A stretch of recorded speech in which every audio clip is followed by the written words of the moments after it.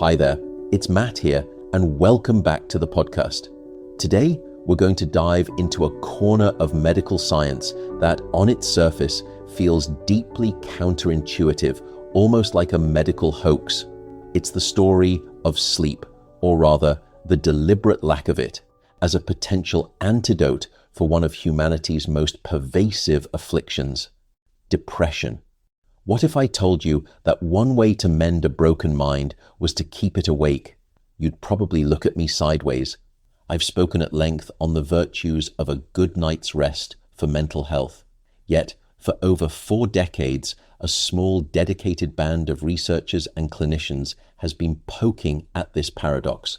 What if, for some, sleeplessness is a path to breaking free from serious depression, at least for a very brief moment? It began, as these things often do, with observations, the kind that make you scratch your head and ask, is that really happening? Back in the early 1970s, German psychiatrists stumbled upon something remarkable. They found that keeping depressed patients awake for just one night, a process they called induced wakefulness therapy, could produce a startling effect: temporary remission in a staggering 40 to 60% of patients with major depression, often within hours. Think about that. Most standard antidepressants take weeks, if they work at all. This was like hitting a reset button, and it was fast. One of the fastest acting non-pharmacological antidepressant treatments available, in fact. But here's the rub. The effect, as almost all early observers noted, was rarely stable. It was like Cinderella's carriage turning back into a pumpkin at midnight. After a single night of recovery sleep, roughly 83% of unmedicated responders would relapse back into their depressive state. Even a brief nap, a few minutes snatched in the morning, could trigger an immediate and profound return of symptoms. And here's the truly unsettling part. Even unconscious, ultra-short episodes of sleep, what we call micro-sleep, could derail the entire therapeutic response. It's as if sleep itself carried a depressogenic property for these patients. So, what exactly is going on inside the heads of these patients? For decades, the why remained elusive. But like forensic accountants poring over financial ledgers, neuroscientists have been using increasingly sophisticated tools, fMRI, to peer into the brain's inner workings. And they've come up with some fascinating, if not yet conclusive, theories. One of the leading explanations is the overarousal hypothesis. The idea here is that depression isn't just about feeling low.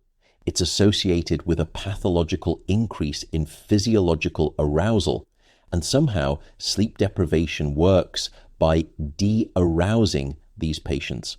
Early functional imaging studies consistently showed that responders at baseline had greater activity in specific brain regions, particularly the ventral anterior cingulate and medial prefrontal cortex, compared to non-responders or healthy controls.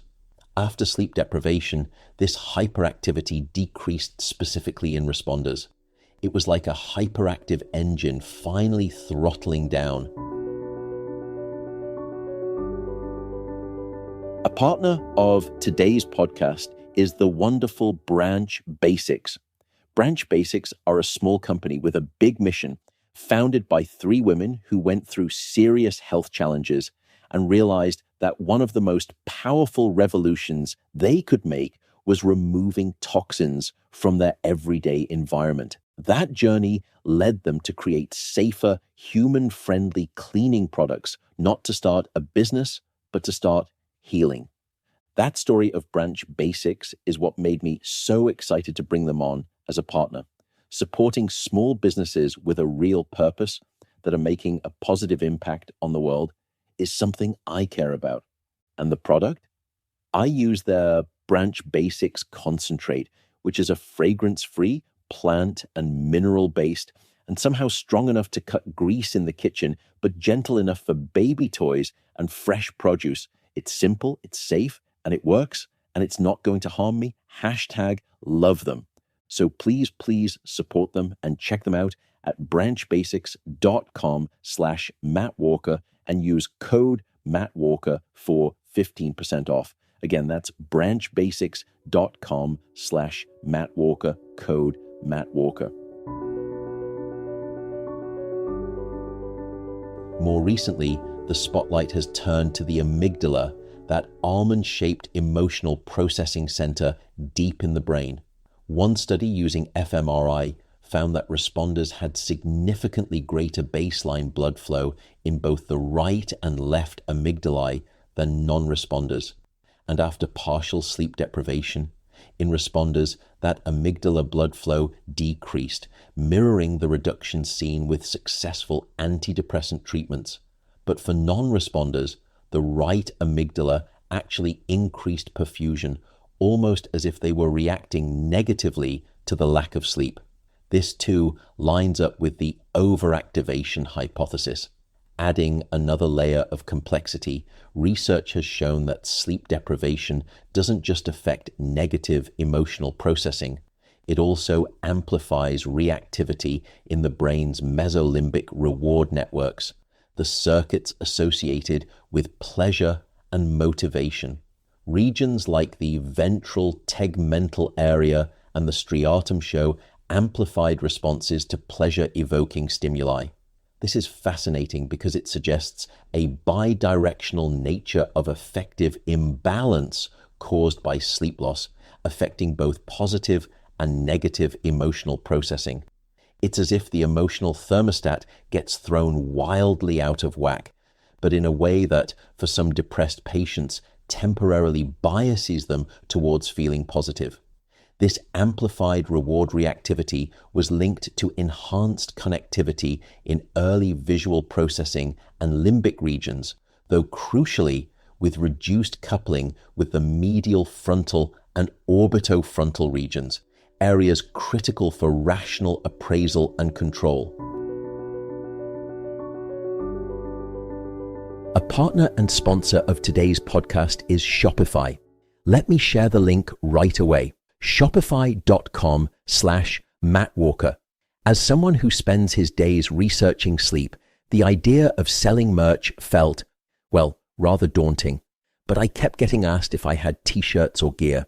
So I finally said, okay, Matt, get your act together and give it a try. And we have them coming. But the big question was, how on earth was someone like me, a scientist, going to get these items into your hands? Everyone said the same thing. Use Shopify.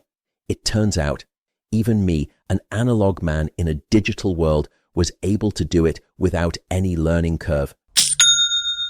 Shopify is the commerce platform behind millions of businesses around the world and 10% of all e-commerce in the US, from household names like Mattel and Gymshark to brands just getting started. With hundreds of ready-to-use templates, you can build a really impressive online store that matches your brand style. Oh, and if you need artificial intelligence-powered help writing product descriptions or touching up images, Shopify's got that too. All of which is to say that if you're ready to sell, just try Shopify. So if you are interested, turn your business idea into reality with Shopify. Sign up for your $1 per month trial and start selling today at shopify.com/Matt Walker. Once more, that's shopify.com/Matt Walker. The underlying neurochemistry seems to involve key players. The dopaminergic and serotonergic systems are both enhanced after sleep deprivation. Sleep deprivation can increase dopamine activity in reward networks, and there's evidence that it influences serotonin receptors. The hormonal dance is also involved, with the stress hormone cortisol showing increased levels during sleep deprivation, particularly in responders. Given the fleeting nature of the antidepressant effect, the next logical step was to figure out how to make it stick. This led to the development of chronotherapy packages, combining sleep deprivation with other treatments. Think of it as a multi-pronged assault on the brain's internal clock. One common strategy is to combine sleep deprivation with antidepressant medication, especially serotonergic agents, which has been shown to reduce the relapse rate from 83% unmedicated to 53%. Bright light therapy, often administered in the morning after sleep deprivation, also helps stabilize the antidepressant response and counter daytime sleepiness. Another intriguing approach is sleep phase advance, where sleep is shifted to an earlier time, e.g. 5 p.m. to midnight. This avoids the critical period in the early morning hours when sleep is most likely to induce relapse, and it's reported to prevent relapse in 50 to 75% of responders. For those who respond well, repeated sleep deprivation sessions, typically 2 or 3 times a week, can lead to a more stable and lasting antidepressant effect.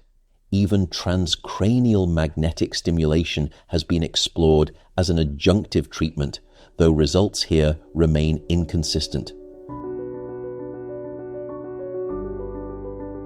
A long-standing partner of today's podcast is Element, spelled LMNT.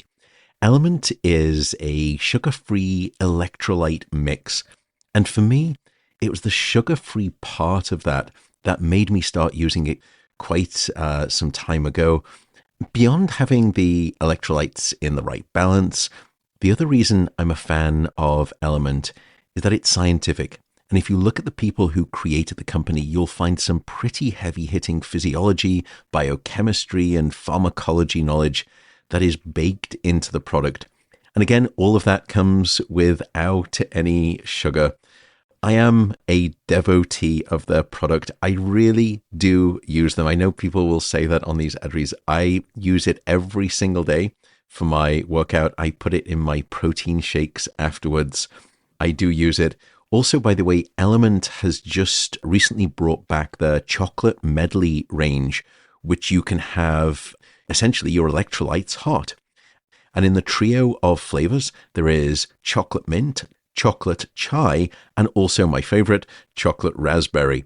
And by the way, I happily badgered them to agree to give you fine folks a free sample pack with any purchase of Element if you just use the link lmnt.com/Matt Walker. That's lmnt.com/Matt Walker.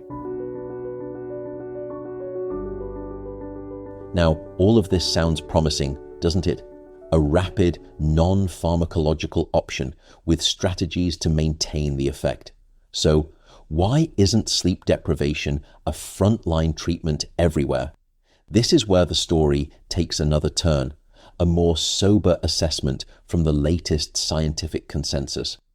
A comprehensive systematic review and meta-analysis of randomized controlled trials published in 2022, looking at 29 trials and over 1,200 participants, delivered a stark message. We did not find any difference in change in symptoms or all-cause discontinuation between interventions, including sleep deprivation, compared to a control of the same intervention except without sleep deprivation. The authors of this rigorous review explicitly warn against the blind acceptance of sleep deprivation as a therapeutic tool based on studies that don't meticulously isolate its effects from other chronotherapy components. In essence, when you strip away the synergistic effects of bright light or medication, the independent contribution of sleep deprivation itself to long-term depressive symptom reduction becomes questionable. They conclude that it cannot be firmly said that there is a role for sleep deprivation in the treatment of depression. This recent, more conservative view clashes with decades of clinical experience and perception. A 2018 survey of psychiatric hospitals in Austria, Germany, and Switzerland paints a curious picture. 61.3% of hospitals recommended sleep deprivation, yet nearly 2/3 hadn't actually used it on a patient in the past year. clinicians who did use it still estimated a 50% response rate for both total and partial sleep deprivation. They reported its primary use for major depressive disorder and bipolar depression. Side effects like hypomania, 53%, and mania, 13.2%, were noted, particularly in bipolar patients who are at higher risk of switching to mania. Epilepsy is a strict contraindication due to seizure risk, so we're left with a conundrum. On one hand, historical reports and clinical intuition suggest a powerful, rapid antidepressant effect. On the other, the most rigorous recent meta-analysis, applying stringent criteria, finds no isolated evidence of benefit. The authors of that meta-analysis highlight the need for more large, well-structured, single-blinded, randomized controlled trials with careful matching of research contact time between intervention and control groups and clear separation of sleep deprivation's effect from other components of chronotherapy. The scientific journey into sleep deprivation for depression is far from over.